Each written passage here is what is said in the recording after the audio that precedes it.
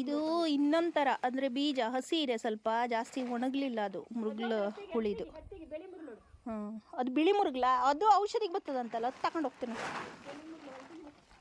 ಅಲ್ಲ ನೀ ಇಷ್ಟೆಲ್ಲ ಬೀಜ ಮಾಡಿದ್ಯಲ್ಲ ಅಯ್ಯ, ಎಣ್ಣೆ ಮಾಡ್ತೀಯಾ ಅಥವಾ ಕಡೆಗೆ ಒಣಗಿಸಿ ಇಟ್ಟು ಕಡೆಗೆ ತೆಗೆದು ಹೋತಾಕುದಾ? ಅದೇ ಅಷ್ಟು ಕಷ್ಟಪಟ್ಟು ಮಾಡಿ ಬಳಸದೆ ಕಡೆ ಹೋತಾಕಿದ್ರೆ ಆಯ್ತು. ಇದು ನೋಡಿ ಔಷಧಿಗೆ ಪಕ್ಕ ಅಂದರೆ ಪಕ್ಕ. ಇದು ಮುರುಗಿಲಲ್ಲಿ ಅಂದರೆ ಪುನರ್ಪುಳಿಯಲ್ಲಿ 2 ವಿಧ ಬರುತ್ತಂತೆ. ಅದು ಒಂದು ರೆಡ್, ಇನ್ನೊಂದು ವೈಟ್, ಸ್ವಲ್ಪ ಬಿಳಿ ಕಲರಲ್ಲಿ ಬರೋಂಥ ಪುನರ್ಪುಳಿ. ಇದು ಔಷಧಿಗೆಲ್ಲ 100%. ಅಂದರೆ ಆಗಲೇ ತೋರಿಸಿದ್ನಲ್ಲ ಅದು ಕೂಡ ಒಳ್ಳೆಯದೇ, ಅದಕ್ಕಿಂತ ಇದು ಇನ್ನೂ ಬೆಟರ್ ಅಂತೆ. ಅಂದರೆ ಪಿತ್ತ ಅಂತ ಹೇಳಿದ್ನಲ್ವ, ನೆನೆಸಿಟ್ಬಿಟ್ಟು ಕಿವುಚ್ಕೊಂಡು ಕುಡಿಯೋದು ಅಂತ. ಬೇಕಿದ್ರೆ ಒಂದು ಸ್ವಲ್ಪ ಬೆಲ್ಲನೂ ಆ್ಯಡ್ ಮಾಡ್ಕೊಂಡು ಕುಡಿಬೋದು ಆ ನೀರಿಗೆ. ಹಾಗೆ ಡೈರೆಕ್ಟಾಗಿ ಕುಡಿದ್ರೆ ಇನ್ನೂ ಒಳ್ಳೆಯದು. ಬಟ್ ಫ್ಲೇವರ್ಗೆ ಯಾರಾದರೂ ಲೈಕ್ ಮಾಡೋ ಹಾಗಿದ್ರೆ ಒಂದು ಸ್ವಲ್ಪ ಬೆಲ್ಲ ಕೂಡ ಆ್ಯಡ್ ಮಾಡಿಕೊಂಡು ಕುಡಿಬೋದು. ಚೆನ್ನಾಗಿ ಒಣಗಬೇಕಿದೆಲ್ಲ ಕ್ಲೀನಾಗಿ. ಹಾಗೆ ಒಣಗಿಸಿ ಇಟ್ಕೊಂಡ್ರೆ ಸುಮಾರು ಒಂದು 2-3 ವರ್ಷಗಳವರೆಗೂ ಇದನ್ನು ಸ್ಟೋರ್ ಮಾಡಿ ಇಟ್ಕೋಬೋದು. ಮೊಬೈಲ್ ಇಟ್ಕೊಂಡು ವೀಡಿಯೋ ಮಾಡ್ತಾ ಇರೋ ನನಗೆ ಇಷ್ಟು ಸ್ವೆಟ್ ಆಗ್ತಾ ಇದ್ರೆ ನಮ್ಮಮ್ಮ ಹೇಗೆ ಕಾಣಿಸ್ತಾರೆ ನೋಡಿ ಅಂತ ತೋರಿಸೋಣ ಅಂದ್ಕೊಂಡೆ. ಬಟ್ ನಮ್ಮಮ್ಮ ಕೂಲಾಗೇ ಇದ್ದರು. ನಮ್ಮಮ್ಮ ನೋಡಿ ಎಷ್ಟು ಫ್ರೆಶ್ ಆಗಿ, ಸ್ವಲ್ಪ ಕೂಡ ಬೆವರಿಲ್ಲ, ಏನಿಲ್ಲ, ಯಂಗ್ ಆ್ಯಂಡ್ ಎನರ್ಜೆಟಿಕ್ ಅಷ್ಟೇ. ಹಾಗಾಗಿ ತಿನ್ಬೇಡ ಮಾರೈತಿ, ಹುಳಿ ಕಿತ್ತ ಅದು. ತಿಂದು ನಂಗೆ ಯಾರು ಆಗೋದು ಬರೋದಿಲ್ಲ, ಸೊಕ್ಕೊತ್ತು ಟೇಸ್ಟಿ ಆಗೋದಂತೆ ನೋಡಿ. ನಮ್ಮಮ್ಮಂಗೆ ಸ್ವಲ್ಪ ಅಸ್ತಮ ಅಂತಾರಲ್ಲ, ಆ ಥರದೊಂದು ಸ್ವಲ್ಪ ಪ್ರಾಬ್ಲಮ್ ಇದೆ. ಅದಕ್ಕೆ ಹೇಳೋದು 108 ಔಷಧಿ ಮಾಡ್ಕೊಂಡು ಇಲ್ಲದೆ ಏನು ರೋಗ ಬರಲ್ವಂತೆ. ಎಷ್ಟು ಕಾನ್ಫಿಡೆಂಟಾಗಿ ಹೇಳೋದಂದರೆ ನಾವೇನು ಮತ್ತೆ ಹೇಳೋಂಗಿಲ್ಲ ಅಷ್ಟೇ. ಮುರ್ಲಣ್ಣು ತಿಂದಾಕಿದ್ದು ಏನಾಗಲ್ಲ. ಈಗ ಒಳ್ಳೇದು. ಇದ್ರ ನ್ಯಾಚುರಲ್ ಹಣ್ಣು ತಿಂದರೆ ಏನೂ ಆಗೋದಿಲ್ಲ. ನೇರ್ಲಣ್ಣು ಒಂದು ತಿಂದ್ರೆ ಸಾಕು ಬತ್ತೊಂಡೈತದೆ. ನಮ್ಮಮ್ಮ ಬಾಂಡವ್ರಿಗೆ ಸಖತ್ತಾಗಿ ಕಾಟ ಕೊಡ್ತಾ ಇದ್ದೆ ನೋಡಿ. ಇವಾಗ ಮತ್ತೊಂದು ಕೆಲಸ ಕೊಟ್ಟಿದ್ದೀನಿ, ಮನೆಗೆ ತೊಗೊಂಡೋಗಕ್ಕೆ ಬೇಕಾಗಿರೋದನ್ನೆಲ್ಲ ಕಿತ್ಕೊಡ್ಬೇಕು. ಗಾದೆ ಇತ್ತಲ್ವಾ, ರೀಲ್ಸಲ್ಲೆಲ್ಲ ಬರುತ್ತೆ ನೋಡಿ, ಮಗಳು ಗಂಡನ ಮನೆಯಿಂದ ಅಮ್ಮನ ಮನೆಗೆ ಬರಬೇಕಾದ್ರೆ ಖಾಲಿ ಕೈ ಬೀಸ್ತಾ ಬರ್ತಾಳಂತೆ. ಹೋಗಬೇಕಾದ್ರೆ 2 ಕೈ ಬಿಟ್ಟು ಅಕ್ಕಪಕ್ಕದಲ್ಲಿ 4 ಜನ ಇದ್ದರೂ ಸಾಲಲ್ವಂತೆ. ಹಾಗೆ ನಮ್ಮ ಕತೆ ನೋಡಿ ನೋಡಿ ನೋಡಿ. ಅದು ಡೈರೆಕ್ಟ್ ಎಲ್ಲಿ ಓದ್ದು ಕುಮಟಕ್ಕೆ ಬಾಡಿಗೆ ಹೋಗಿತ್ತೇನ. ಆ್ಯಕ್ಚುಲಿ ನಮ್ಮ ರಿಲೇಟಿವ್ಸ್ ಎಲ್ಲ ಇರೋದು ಕುಮಟ ಮತ್ತು ಹೊನ್ನಾವರ ಈ ಕಡೆಗಳಲ್ಲೇ ಜಾಸ್ತಿ. ಅಪರೂಪಕ್ಕೆ ಎಲ್ಲೋ ವರ್ಷಕ್ಕೊಬ್ಬರೋ ಇಬ್ಬರೋ ನೆಂಟರು ಬರ್ತಾರಷ್ಟೇ ನಮ್ಮಮ್ಮನ ಮನೆಗೆ. ಇಲ್ಲ ನಾನು ಹಾಗೆ ನಮ್ಮ ಅಣ್ಣನ ಫ್ಯಾಮಿಲಿ ಬಂದರೆ ರಜದಲ್ಲಿ ಬರ್ತೀವಿ ಅಷ್ಟೇ, ಬಿಟ್ಟರೆ ಇನ್ಯಾರೂ ಇರಲ್ಲ. ಮನೇಲಿ ಬೆಳೆದಿರೋ ತರಕಾರಿ ಇರ್ಬೋದು ಅಥವಾ ತೋಟದಲ್ಲಾಗೋ ಹಣ್ಣು ಹಂಪಲು ತಿನ್ನೋರು ಯಾರೂ ಇರಲ್ಲ. ಅದಕ್ಕೋಸ್ಕರ ನಮ್ಮಮ್ಮಂಗೆ ಬೇಜಾರು. ಯಾರಾದರೂ ಬಂದರೆ ಬುಟ್ಟಿ ತುಂಬ ಏನಿದೆಯೋ ಎಲ್ಲನೂ ಕಿತ್ತು ಕಿತ್ತು ಕೊಡ್ತಾ ಇರ್ತಾರೆ. ತೊಗೊಂಡೋದ್ರೆ ಅಷ್ಟೇ ಖುಷಿ ನಮ್ಮಮ್ಮನಿಗಂತೂ. ಕಚ್ಚೆ ಕಚ್ಚೆ ಕಚ್ಚೆ ಕಚ್ಚೆ ಅಂತ ಕೊಯ್ದಾಗ್ತಪ್ಪ. ನಮ್ಮ ಹತ್ರ ಎಲ್ಲ ಹಂಗೆ ಕೊಯ್ಯೋಕೆ ಬರೋದಿಲ್ಲ. ಅಲ್ಲಿ ಕೆಳಗೆ ಬಿದ್ಕೊಂಡದೆ ನೋಡು 2 ಜೋಗು ಬದ್ನಿಕಾಯಿಲ್ಲ ನಾ ಫ್ರೈ ಮಾಡ್ಕೊ ತಿಂದಿದ್ದೀನಿ. ಸಿಟ್ಟು ಬಂದ ಫ್ರೈ ಎಲ್ಲ ಮಾಡ್ಕೊ ತಿಂದಿದೆ. ಒಟ್ಟು ಚಲೋ ಇತ್ತದು. ಮೀನು ಸಿಕ್ಕುದಿಲ್ಲ ಹೇಳು, ಸಿಟ್ಟಿಗೆ ಫ್ರೈ ಮಾಡ್ಕೊ ತಿಂದ್ಯಾನ ನೀನಲ್ಲ. ಅದೇ ಮೀನು ಸಿಕ್ಕುದಿಲ್ಲ, ಮೀನು ಮಾರೋರು ಬರೋದಿಲ್ಲ. ಬದ್ನಿಕಾಯಿ ನೋಡ್ರಿ ಮೀನಿಗಿಂತ ಉದುದ್ದಕ್ಕದೆ ಅಂಥೇಳಿ ಕಟ್ ಮಾಡಿ ಒಂದು ಫ್ರೈ ಮಾಡಂತೂ ಖಾರ ಹಾಕಿ ತಿಂದ್ಯಾನ. ಮನೆಯಲ್ಲೇ ರಾಸಾಯನಿಕ ಮುಕ್ತವಾಗಿ ಬೆಳೆದಿರುವಂತಹ ತರಕಾರಿ ತಿನ್ನೋದಕ್ಕೆ ಯಾರು ಜನನೇ ಇಲ್ಲ ಅಂತಂದರೆ ಹಾಗೆ ವೇಸ್ಟ್ ಆಗ್ತಾ ಇರುತ್ತಲ್ವ. ಅದರಲ್ಲೂ ಈಗಿತ್ಲಾಗಂತೂ ನಮ್ಮಮ್ಮನ ಊರಿಗೆ ಮುಂಚೆ ಎಲ್ಲ ಮೀನಾದರೂ ಮಾರೋದಕ್ಕೆ ಬರ್ತಾಯಿದ್ರು. ವಾರದಲ್ಲಿ 1 ದಿನ 2 ದಿನ ಈ ಥರ ಬೈಕಲ್ಲಿ ಮೀನುಗಳನ್ನ ಇಟ್ಕೊಂಡು ಮಾರೋದಕ್ಕೆ ಬರ್ತಾಯಿದ್ರು. ಇತ್ತೀಚೆಗೆ ಅವ್ರು ಕೂಡ ಬರ್ತಾ ಇಲ್ವಂತೆ. ಅದಕ್ಕೆ ಸಾರಿಗೆ ಏನೂ ಸಿಗ್ತಾ ಇಲ್ಲ. ನಾನ್ ವೆಜ್ ಅಂದರೆ ಏನಾದರೂ ಮಾರ್ಕೆಟ್ ಕಡೆ ಹೋದರೆ ಮಾತ್ರ ತಂದ್ಕೊಳ್ಳುವಂಥದ್ದು. ಆ ಕೋಪದಲ್ಲಿ ನಮ್ಮಮ್ಮ ಇರೋ ಬರೋ ಬದನೆಕಾಯಿನೆಲ್ಲ ಕಟ್ ಮಾಡಿ ಉಪ್ಪು ಖಾರ ಹಾಕಿ ಫ್ರೈ ಮಾಡಿ ತಿಂದಿದ್ರಂತೆ. ಈಗೆಲ್ಲ ನೀನು ಒಂದು ಕೈಲಿ ಕತ್ತಿ, ಒಂದು ಕೈಲಿ ಕೋಲು, ಆ ಹಿಡಿಕಟ್ಟೆ ಅಂತ ಕಿಡ್ಕೊಂಡು ದಾನ ಮನೆ ಮಾಡಿ ಆಯ್ತು. ಇವತ್ತೊಂದು ದಿನ ಹೆಂಗಾರು ಉಣ್ಣು, ನಾಳೆಗೆ ನಾಡ್ದಿಗೆ ನಮ್ಮನೆ ಇಲ್ಲಲ್ಲ ಮೀನು ಸಾರು ಮಾಡಾಕ್ತೆ. ಮೀನು ಸಾರ್ನಕ್ಕ ನಂಗೆ ಮನೆ ಬರೋದು ಮನಸ್ಸು ಇಲ್ಲ. ಎಂತ ಇದು ಸೋಲಾರ್ ಎಲ್ಲ ಸುಟ್ಟಾಕ್ರಪ್ಪ ಹೇಳಿ ಅಪ್ಪಗೆ ನಾ ಹೇಳ್ಕೊಟ್ಟೋತೆ ಎಲ್ಲರೂ ಸೋಲಾರು UPS ಎಲ್ಲ ಬಂದ್ ಮಾಡೋದು. ನಿಮ್ಮ ಅಪ್ಪ ತಂಗಿ ಟಿವಿ ಬಂದ್ ಮಾಡೋದಿಲ್ಲ. ಮಮ್ಮದ ಟಿವಿ ಗೊತ್ತಾಯ್ತಾ. ಆ್ಯಕ್ಚುಲಿ ನಮ್ಮಮ್ಮಂಗೆ ಅಸ್ತಮ ಅಂತ ಹೇಳಿದ್ನಲ್ವ, ಸೊ ಟ್ರೀಟ್ಮೆಂಟ್ಗೋಸ್ಕರ ನಾವು ಮಂಗಳೂರಿಗೆ ಕರ್ಕೊಂಡು ಹೋಗಬೇಕಿತ್ತು. ಅಣ್ಣ ಬೆಂಗಳೂರಿಂದ ಡೈರೆಕ್ಟಾಗಿ ಮಂಗಳೂರಿಗೆ ಬರ್ತೀನಿ, ನೀನು ಯಲ್ಲಾಪುರದಿಂದ ಅಮ್ಮನ ಕರ್ಕೊಂಬ ಅಂತ ಹೇಳಿದ್ದ. ಸೊ ಅಮ್ಮನ ಕರ್ಕೊಂಡು ಹೋಗೋಣ ಅಂತಲೇ ಬಂದಿದ್ದಾಗಿತ್ತು ನಾವು.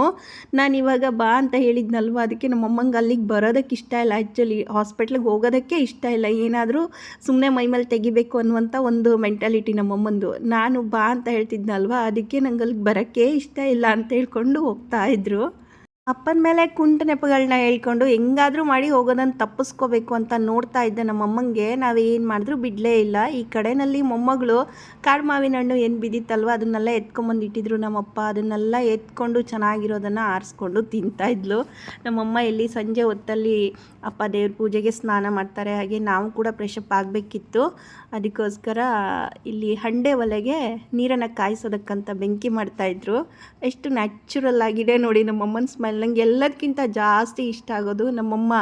ಎಷ್ಟು ಎನರ್ಜೆಟಿಕ್ ಆಗಿರ್ತಾರೆ ಅಂತಂದರೆ ಇಡೀ ದಿನ ಮಾತಾಡ್ತಾನೇ ಇರ್ತಾರೆ. ಏನಾದರೂ ಒಂದು ವಿಷಯ ಬಾಯಿ ಮುಚ್ಚೋದೇ ಇಲ್ಲ, ನಾನ್ ಸ್ಟಾಪ್ ಅಂತಲೇ ಹೇಳ್ಬೋದು. ಏನಾದರೂ ಒಂದು ವಿಷಯ ಇದ್ದೇ ಇರುತ್ತೆ ಮಗಳ ಹತ್ರ ಮೊಮ್ಮಗಳ ಹತ್ರ, ಇಲ್ಲ ಅಪ್ಪನ ಹತ್ರನಾದರೂ ಏನಾದರೂ ಒಂದು ಹೇಳ್ಕೊಂಡು ವಟ ವಟ ವಟ ಅಂತಲೇ ಇರ್ತಾರೆ. ಅಪ್ಪೆ ಮಿಡಿ ನೋಡಿ, ಉಪ್ಪಿನಕಾಯಿಗೆ ಹಾಕ್ತೀವಲ್ವ ಆ ಒಂದು ಮಾವಿನಕಾಯಿ ಇಷ್ಟು ದೊಡ್ಡ ಸೈಜಲ್ಲಾಗಿ ಇವಾಗ ಹಣ್ಣಾಗಿದೆ. ಏನು ಹೇಳೋದು, ಅಪ್ಪೆ ಮಾವಿನಕಾಯಿ. ಇದ್ರ ಮಧ್ಯೆ ಮೊಮ್ಮಗಳದು ಕಾಟ ತಡಿಲಾರ್ದಲೇ ಪಾಪ ಬಕ್ಕೆ ಹಲಸಿನ ಹಣ್ಣು ಹಣ್ಣಾಗಿದ್ದಿತ್ತು. ಅದನ್ನು ಕಟ್ ಮಾಡೋದು ಬೇರೆ ಸಾಹಸ ನಮ್ಮಮ್ಮಂದು. ಹಲಸಿನ ಹಣ್ಣನ್ನು ಕಟ್ ಮಾಡ್ತಿದ್ದಂಗೆ ಗಬ್ಬ ಗಬ್ಬ ಅಂತ ತಿಂದಿದ್ದಾಯ್ತಲ್ವ. ಇಬ್ಬರು ಪೋರಿಯರು ನೋಡಿ ಇವಾಗ ಅಮ್ಮನ ಕೈಯಲ್ಲಿ ಬಿಡಿಸ್ಕೊಡ್ತಿದ್ರೆ ಹಂಗಂಗೆ ಬಾಚ್ಕೊಂಡು, ನಾನು ಲೆಕ್ಕಕ್ಕೆ ಇಲ್ಲ ಮಾರ್ರೆ ಇಲ್ಲಿ ನೋಡಿ. ಇಬ್ಬರು ಇವಾಗ ಅಪ್ಪನ ಹುಡ್ಕೊಂಡು ಹೋಗಿದ್ದಾರೆ. ಏನಕ್ಕೆ ಅಂತಂದರೆ ನೇರಳೆ ಹಣ್ಣು ಮತ್ತು ಬೆಟ್ಟದಲ್ಲಿ ಸಿಗೋ ಸಳ್ಳೆ ಹಣ್ಣು, ಅಂದರೆ ಇವಾಗ ಮಳೆ ಬಿದ್ದಿದೆ ಅಲ್ವಾ, ಈ ಟೈಮಲ್ಲಿ ಮೇ ಎಂಡ್ ಮತ್ತು ಜೂನ್ ಫಸ್ಟ್ ವೀಕಲ್ಲೆಲ್ಲ ನಮ್ಮ ಕಡೆಗಳಲ್ಲಿ ಸಳ್ಳೆ ಹಣ್ಣು ಅಂತ ಸಿಗುತ್ತೆ, ಅದನ್ನು ಬೇಟೆ ಆಡೋಕ್ಕೆ ಹೋಗಿದ್ದಾರೆ. ಹೋಗಿದೆ ನಂಗೆ ಬೇಡ ಹಪ್ಪಳ. ಅಪ್ಪ ಮೇಲಿಂದ ಬೀಳಿಸ್ತಾನೆ ಆ ಕೆಳಗ್ ಬಿದ್ದು ಹೋಗ್ತಾ ಇತ್ತು ಎಲ್ಲ. ಯಾರು ಕೊಯ್ಕೊಟ್ರು ಅಪ್ಪನ? ಅಪ್ಪ ಮರ ಹತ್ತು ಕೊಯ್ತಿದ್ನ, ಎಲ್ಲ ಬಿದ್ದು ಹೋಗ್ತಾ ಇತ್ತು. ಆದ್ರೆ ಅಪ್ಪ ಅಲ್ಲಿ ಮೇಲ್ಗಡೆ ಒಂದ್ ಚೀಲ ತಗೊಂಡೋಗಿದ್ದ, ಅಲ್ಲಿ ಹಾಕಿದ್ದ. ರೋಡಲ್ಲಿ ಬರೋರೆಲ್ಲ ನಿಲ್ಲಿಸ್ಕೊಂಡ್ ಮಮ್ಮಿ ಕೊಯ್ದಾಗೋ ತನಕ ನಿಲ್ಸ್ಕೊಂಡು, ಕೊಯ್ದಾದ್ಮೇಲೆ ಕೆಳಗಿಳಿದ್ಮೇಲೆ ನಂಗೊಂದು ಹಾಕೊಡು ಅಂತ ಎಲ್ಲ ತಗೊಂಡು ಹೋಗ್ತಾರೆ. ಅಪ್ಪನ ಹುಡ್ಕೊಂಡು ಹೋದ್ಮೇಲೆ ನೇರಳೆ ಹಣ್ಣನ್ನು ಕುಯ್ಕೊಂಬಂದಿರೋ ಮಕ್ಕಳದು ಕಂಪ್ಲೇಂಟ್ಸನ್ನು ಕೇಳಬೇಕಲ್ವಾ. ಕಂಪ್ಲೇಂಟ್ ಮೇಲೆ ಕಂಪ್ಲೇಂಟು. ಅಪ್ಪ ಕಷ್ಟಪಟ್ಟು ಮರ ಹತ್ತಿ ಹಣ್ಣು ಕಿತ್ಕೊಡ್ತಾ ಇದ್ರೆ ರೋಡಲ್ಲೆಲ್ಲ ಬಿದ್ದು ಹಾಳಾಗ್ತಾ ಇತ್ತು. ಹಾಗೆಯೇ ಅಲ್ಲಿ ಓಡಾಡೋ ಜನಗಳು ಕೂಡ ಗಾಡಿ ನಿಲ್ಸ್ಕೊಂಡ್ಬಿಟ್ಟು ಕೊಯ್ದಾಗೋವರೆಗೂ ನಿಂತಿದ್ರಂತೆ. ಮತ್ತು ನಂಗೆ ಸ್ವಲ್ಪ ಕೊಡು ಅಂತ ಇದ್ರು. ನಾವೇನೋ ಅಪರೂಪಕ್ಕೆ ಹಳ್ಳಿಗೆ ಬಂದು ವರ್ಷದಲ್ಲಿ ಒಂದು ಸಾರಿ ತಿನ್ನೋಣ ಅಂತ ಬಂದರೆ ಜನಗಳು ಬಿಡ್ತಾನೆ ಇಲ್ವಲ್ಲಮ್ಮ ಅನ್ನೋದೇ ಇವಳಿಗೆ ಕಂಪ್ಲೇಂಟ್ ಆಗಿತ್ತು. ಒಂದೇ ತಾಟಲ್ಲಿ ನಾವೆಲ್ಲರೂ ಹಿಂಗೆ ತಿಂತಾಯಿದ್ರೆ ನಿಮಗೆ ಏನು ಅನಿಸುತ್ತೆ? ಇದ್ರ ಮಧ್ಯೆ ಒಂದು ಸ್ವಲ್ಪ ಹೊಟ್ಟೆ ಉರ್ಸೋದಕ್ಕೆ ಇಂಥದ್ದೆಲ್ಲ ಡೈಲಾಗ್ ಹೊಡಿತಾ ಇರಬೇಕಾಗತ್ತೆ ಅಷ್ಟೇ. ಹಾಗೆ ಹೊರಗಡೆ ಅಂಗಳಕ್ಕೆ ಬಂದೆ. ಮೇಲ್ಗಡೆ ಅಡಿಕೆ ಚಪ್ರ ನೋಡಿ ಈ ರೀತಿ, ಅಂದರೆ ಅಡಿಕೆ ಮರದ್ದು ಭಾಗ ಏನಿರುತ್ತಲ್ವ ಅದನ್ನೆಲ್ಲ ಕಟ್ ಮಾಡಿ ಈ ರೀತಿ ಚಪ್ರ ಮಾಡಿರ್ತಾರೆ. ಅದ್ರ ಮೇಲೆ ಮತ್ತೆ ಶೀಟ್ ಬೇರೆ ಇರುತ್ತೆ. ಸೊ ಮಳೆಗಾಲದಲ್ಲೂ ಕೂಡ ನೀರು ಅಂಗಳದಲ್ಲೆಲ್ಲ ಬರಲ್ಲ, ನೀಟಾಗಿ ಕವರ್ ಆಗಿರುತ್ತೆ. ಹಾಗೆಯೇ ಮಳೆ ಕೂಡ ಲೈಟಾಗಿ ಬೀಳ್ತಾ ಇತ್ತು. ಸೊ ಗ್ರೀನರಿಯನ್ನು ನೋಡ್ತಾ ಹಾಗೇ ಟೈಮ್ ಹೋಯಿತು. ಕತ್ಲಾಗ್ತಿದ್ದ ಹಾಗೆಯೇ ಎಲ್ಲರೂ ಕೂಡ ಫ್ರೆಶಪ್ ಆಗಿ ನಮ್ಮಪ್ಪ ದೇವ್ರ ಪೂಜೆ ಭಜನೆ ಎಲ್ಲ ಮಾಡ್ತಾಯಿದ್ರು. ಅದನ್ನೆಲ್ಲ ಕವರ್ ಮಾಡೋಕ್ಕೆ ಹೋಗಲಿಲ್ಲ. ಮನೆಯೂ ಕೂಡ ಕಂಪ್ಲೀಟಾಗಿ ಏನೂ ಕವರ್ ಮಾಡಿಲ್ಲ. ನೆಕ್ಸ್ಟ್ ಡೇ ಬೆಳಗ್ಗೆ ನಾವು ಮತ್ತೆ ರಿಟರ್ನ್ ಬರೋದಕ್ಕೆ ಅಂತ ರೆಡಿ ಆದ್ವಿ. ನನ್ನ ಮಗಳಿಗೆ ಮನೆಗೆ ಹೋಗೋದಕ್ಕೆ ಇಷ್ಟ ಇರಲಿಲ್ಲ, ಇನ್ನೂ ಸ್ವಲ್ಪ ದಿನ ಇರಬೇಕು ಅಂತ ಆಸೆ ಇತ್ತು. ಅದಕ್ಕೆ ಮುಖ ಗಂಟು ಹಾಕ್ಕೊಂಡು ಕೂತಿದ್ಲು ಈ ಥರ. ಬೆಳಗ್ಗೆ 9 ಗಂಟೆಗೆಲ್ಲ ಒಂದು ಬಸ್ ಬರುತ್ತೆ ನಮ್ಮಮ್ಮನ ಊರಿಗೆ. ಆ ಬಸ್ಸಿಗೆ ಹೋದರೆ ನಮ್ಗೆ ಕರೆಕ್ಟ್ ಟೈಮ್ಗೆ ನಾವು 1 ಅವರ್ ರೀಚ್ ಆಗ್ಬೋದು. ಸೊ ನಾವು ಬಸ್ಸಿಗೇನಾದರೂ ಬಂದ್ವಿ ಅಂತಂದರೆ ಅದೇ ಬಸ್ಸನ್ನು ಕವರ್ ಮಾಡಿಕೊಂಡು ಹೆಚ್ಚಿನದಾಗಿ ಊರಿಗೆಲ್ಲ ಹೋಗೋದು ಬರೋದು ಮಾಡ್ತೀವಿ. ಇನ್ನು ಕಾರಲ್ಲಿ ಬಂದ್ವಿ ಅಂತಂದರೆ ಟೈಮ್ಸ್ ಏನಿರಲ್ಲ ಅಲ್ವಾ, ಯಾವಾಗ ಬೇಕಾದರೂ ಎದ್ದು ಹೋಗ್ಬೋದು. ಬಟ್ ಈ ಟೈಮಲ್ಲಿ ಈಗ ಬಸ್ಸಿಗೆ ಬಂದಾಗ ಬೆಳಗ್ಗೆ ಅರ್ಲಿ ಮಾರ್ನಿಂಗ್ ಎದ್ದು ನಾವು ರೆಡಿ ಆಗಲೇಬೇಕಾಗಿರುತ್ತೆ. ಸೊ ಇವಾಗ ನಮ್ಮ ಪಯಣ ರಿಟರ್ನ್ ಹೊನ್ನಾವರಕ್ಕೆ ಸಾಗಿದೆ. ಕಾಡು ದಾರಿನಲ್ಲಿ ನೋಡಿ ಇಬ್ಬರು ಜೀನ್ಸ್ ದಾರಿ ಹುಡುಗಿರು ಹೆಂಗೆ ಬೇಲಿನ ದಾಟ್ಕೊಂಡು ಹಾರ್ಕೊಂಡು ಬರ್ತಾ ಇದ್ದಾರೆ ಅಂತ. ಆ ಬ್ಯಾಗ್ನ ಹಿಡ್ಕೊಂಡು ಜಂಪ್ ಮಾಡ್ತಿದ್ದಾರೋ ಅಥವಾ ಅಲ್ಲಲ್ಲೇ ನೆಗೆದು ಬೀಳ್ತಿದ್ದಾರೋ ಅನ್ನೋದೇ ಅರ್ಥ ಆಗ್ತಿರ್ಲಿಲ್ಲ. ಇನ್ನೊಂದು ಕಡೆಯಲ್ಲಿ ನಮ್ಮಮ್ಮ ಮುಂದೆ ಸಾಕ್ತಾ ಇದ್ರು ನೋಡಿ. ಕಾಡು ಕಾಡು ಕಾಡು, ಈ ಕಾಡಲ್ಲೂ ಜನ ವಾಸ ಮಾಡ್ತಾರಂತ ನಿಮ್ಗಂತ ಅನ್ನಿಸ್ಬೋದು, ಬಟ್ ರಿಯಾಲಿಟಿ ಇರೋದೇ ಹೀಗೆ. ನಮ್ಮ ಮಲೆನಾಡು ಪ್ರದೇಶ ಇರೋದೇ ಹೀಗೆ. ಅಲ್ಲೋ ಇಲ್ಲೋ ಒಂದೊಂದು ಮನೆಗಳಿರ್ತವೆ ಅಷ್ಟೇ, ದೂರದಲ್ಲಿ. ಬಟ್ ಕೂಗಳತೆ ದೂರ ಅಷ್ಟೇ. ಯಾರಾದರೂ ಒಬ್ಬರನ್ನ ಕೂಗಿ ಕರೆದ್ರೆ ಬರೋವಷ್ಟು ಹತ್ತಿರದಲ್ಲಿ ಮನೆಗಳು ಕೂಡ ಇರುತ್ತೆ.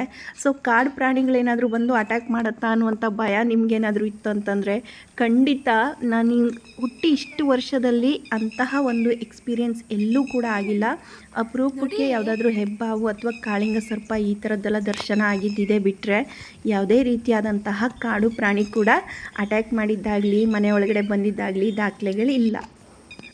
ನೋಡಿ, ಒಲ್ಲದ ಮನಸ್ಸಿನಿಂದಾನೇ ನಮ್ಮಮ್ಮ ಹಾಸ್ಪಿಟಲ್ಗೆ ಹೋಗ್ಬೇಕಲ್ವಾ ಅಂತ ಬೇಜಾರಲ್ಲೇ ನೋಡಿ ಕಾಲು ಸಂಕ ದಾಟ್ಕೊಂಡು ನಿಂತು ಒಂದು ಲುಕ್ ಕೊಟ್ಟರು. ಅದ್ರ ಹಿಂದೆನೇ ನನ್ನ ಮಗಳು ಮತ್ತು ನಮ್ಮ ಅಕ್ಕನ ಮಗಳು ಇನ್ನೊಬ್ಳು, ಆ್ಯಕ್ಚುಲಿ ಅವಳನ್ನು ಜಾಸ್ತಿ ವಿಡಿಯೋದಲ್ಲಿ ತೋರಿಸಿಲ್ಲ, ಬಟ್ ನಮ್ಮ ಅಕ್ಕನ ಮಗಳು ಕೂಡ ಬಂದಿದ್ಲು ನಮ್ಮ ಜೊತೆಯಲ್ಲಿ. ಇಬ್ಬರು ನೋಡಿ ಇವಾಗ ಕಾಲು ಸಂಕನ ದಾಟ್ತಾ ಇದ್ದಾರೆ. ಈ ಥರದ್ದೆಲ್ಲ ಹಳ್ಳಿ ವಾತಾವರಣದಲ್ಲಿ ನಾವು ಸಾಕ್ತಾ ಇದ್ರೆ ನಮ್ಮ ಪಯಣ ಹೇಗಿರುತ್ತೆ ಅನ್ನುವಂಥದ್ದು ಅನುಭವಿಸಿದವ್ರಿಗೇ ಗೊತ್ತಿರುತ್ತೆ ಅಷ್ಟೇ.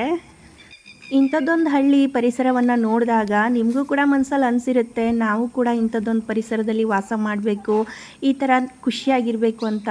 ಆದರೆ ನಿಜ ಹೇಳ್ತೀನಿ, ಈ ಒಂದು ಊರಲ್ಲಿ ವಾಸ ಮಾಡ್ತೀವಲ್ವ ಅವ್ರಿಗೆ ಮಾತ್ರ ಗೊತ್ತಿರುತ್ತೆ ಅಲ್ಲಿನ ಕಷ್ಟಗಳು ಏನು ಅನ್ನುವಂಥದ್ದು.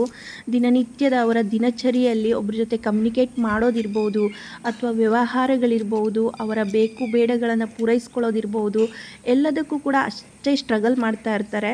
ಬಟ್ ಇವಾಗ ಓಕೆ, ಎಲ್ಲರ ಮನೆಯಲ್ಲೂ ಕೂಡ ಕಾರ್ ಇರ್ಬೋದು, ಬೈಕ್ ಇರ್ಬೋದು, ಈ ಥರ ಟ್ರಾನ್ಸ್ಪೋರ್ಟೇಷನ್ಸ್ ಎಲ್ಲನೂ ಅವ್ರಿಗೆ ಲಭ್ಯ ಇರೋ ರೀತಿಯಲ್ಲಿ ವ್ಯವಸ್ಥೆಗಳನ್ನ ಮಾಡ್ಕೊಂಡಿರೋದ್ರಿಂದ ಪ್ರಾಬ್ಲಮ್ ಏನೂ ಇಲ್ಲ. ಹಾಗಾಗಿ ನಡೆಯುತ್ತೆ ಜೀವನ ಚೆನ್ನಾಗೇ. ಬಟ್ ನಿಜ ಹೇಳ್ತೀನಿ, ಕೆಲವೊಂದು ಟೈಮ್ ನನಗೂ ಅನಿಸುತ್ತೆ, ಇವಾಗ ನಾವು ಕೂಡ ಅಮ್ಮನ ಮನೆಗೆ ಹೋಗಬೇಕು ಅಂದರೆ ಅಷ್ಟೇ ಪರದಾಡ್ತೀವಿ. ಏನಕ್ಕೆ ಅಂದರೆ ಮಳೆಗಾಲದಲ್ಲಿ ಅಥವಾ ಬೇರೆ ಸೀಸನ್ ಇರ್ಬೋದು, ಈ ಥರದ್ದೆಲ್ಲ ಇದ್ದಾಗ ನಮ್ಮದು ಓನ್ ವೆಹಿಕಲ್ ಇದ್ದರೂ ಕೂಡ ಅಲ್ಲಿಗೆ ಹೋಗೋದಕ್ಕೆ ತುಂಬಾ ಕಷ್ಟ. ಇನ್ನೆಲ್ಲೋ ಕಾರ್ ಪಾರ್ಕ್ ಮಾಡಬೇಕು ತೊಗೊಂಡು ಹೋದರೂ ಕೂಡ. ಈ ಥರದ್ದೆಲ್ಲ ಪರಿಸ್ಥಿತಿ ಇರೋವಾಗ ಅದಕ್ಕಿಂತ ಬೆಟರ್ ಈ ಥರ ಎಂಜಾಯ್ ಮಾಡಿಕೊಂಡು, ನಾವು ಹುಟ್ಟಿ ಬೆಳೆದಿರೋದ್ರಿಂದ ನಮಗೆ ಈ ದಾರಿ ಇರ್ಬೋದು, ಈ ಕಾಡಿನ ಮಧ್ಯೆ ನಡ್ಕೊಂಡು ಹೋಗುವಂಥದ್ದು ಇರ್ಬೋದು, ಯಾವುದು ಕೂಡ ಕಷ್ಟ ಅಂತ ಅನಿಸಲ್ಲ. ಮೇಲಾಗಿ ನನ್ನ ಮಕ್ಕಳು ಈ ಒಂದು ಪರಿಸರವನ್ನು ತುಂಬಾ ಎಂಜಾಯ್ ಮಾಡ್ತಾರೆ. ಅವ್ರಿಗೆ ಇದು ತುಂಬಾ ಖುಷಿ ಕೊಡುತ್ತೆ. ಹಾಗಾಗಿ ಅವ್ರ ಜೊತೆಯಲ್ಲಿ ನಾನು ತುಂಬ ಸಿಂಪಲ್ಲಾಗಿ ಹೀಗೆ ಇರೋದಕ್ಕೆ ಇಷ್ಟಪಡ್ತೀನಿ. ನಮ್ಮ ಅಪ್ಪ ಅಮ್ಮ ಕೂಡ ಆ ಪರಿಸರದಲ್ಲಿ ತುಂಬಾ ಒಳ್ಳೆ ಜೀವನವನ್ನು ಕಂಡುಕೊಂಡಿದ್ದಾರೆ. ಆ ಖುಷಿಯನ್ನು ನೋಡೋದಕ್ಕೆ ನಾನಂತೂ ನಿಜವಾಗ್ಲೂ ಹೆಮ್ಮೆ ಪಡ್ತೀನಿ.